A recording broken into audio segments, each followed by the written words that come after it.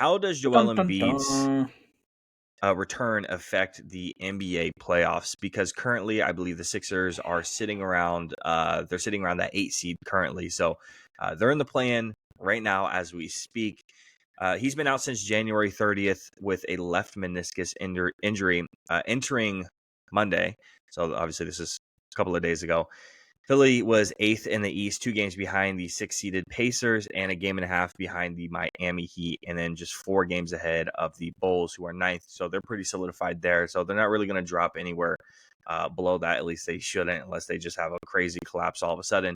Obviously, the seeds 7 through 10 in the NBA playoffs are going to be playing in the play-in. When Embiid got injured, the 76ers were 29 and 17th and 5th place in the East. With them sidelined, Philadelphia went 11 and 18 and slipped into the play-on spot. I mean, you saw it day by day, week by week, just Sixers just dropping. And now all of a sudden we have a little bit of life and a little bit of excitement in the East. Now you're looking at me like, do you want to be the Bucks, who look not great right now, who just lost to the Wizards and the Grizzlies? Do you want to be the Bucks, who are going to have to play Joel Embiid and go through a 7-round series immediately against a tough opponent? Are you going to want to be the Celtics? I don't think you're going to have any problems with Joel Embiid. No issues. But do you really want to be the Bucks at this point? Face Joel Embiid in the playoffs, played the 76ers at this point. How much does he really affect the playoffs this year coming back? I'm going to tell you this may be controversial, but I think it's a little too late for the Sixers here. Joel Embiid has always been a bigger guy, and with a knee injury, I can't imagine he's in the best shape. I don't think he's going to be able to carry the load. Did you watch that game? Huh? Did you watch that game against the Thunder? I did not, no. Dude, like 5 minutes in, he's winded. Yeah, like he's very, very winded immediately. But you're a big man and you have a knee injury. It's not even anything against him. It's just impossible. You know what I mean? Like if he breaks his hand, he can still sprint. He can do everything. You know, you're coming back from a lower body injury.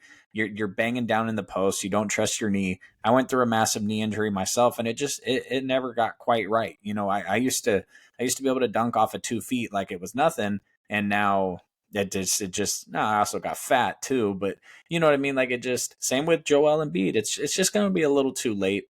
And that team offensively and everything they do completely changes when he's on the court, and him not being able to have that ability. This isn't 15 games to the playoffs. This isn't 20 games to the playoffs. This is like 5 to 7 games to the playoffs. You're in the play-in. It's win or go home. And I think it's a little too late. The Bucks do look like trash. I'm going to put that out there. They do look awful. But at the end of the day, you have prime Giannis. And that counts for more than Embiid coming off an injury. Yeah. And that's Bucks not even to factor in Dame. And the Bucks are 15 and 15 since the Doc Rivers hiring, which just fantastic. Just love that so much. When Joel Embiid played his very first game, like I said, he was pretty winded after just like 5 minutes of play, which again, you're trying to get back into NBA basketball. You can do all the drills that you want. You can do all the scrimmages that you want. But as soon as you're on the court and you're actually playing, it's going to be a little bit different, and you're going to be a little bit more gassed. He got to the free throw line 12 times, free throw merchant. He made all 12 of them. He had 24 points. So does the record really matter though with the Bucks? Like, it's the Bucks. Like, does the record really matter? We know the regular season, the NBA doesn't matter. That's why nobody watches. You just have to get in. Like, the defense has been concerning all year, and you know, losing some of their defensive pieces over the offseason has been concerning. And when they lost to the Grizzlies, some people are going to point out, obviously Bucks fans, well, we didn't have Dame. Congratulations. Well, you also fucking gave up a shit ton of points to the goddamn Grizzlies. Dame doesn't help you on the defensive end, dog. That's not going to fix anything for you. When you look at the West, like, does the Warriors' record really matter to you? Like, they're the Warriors.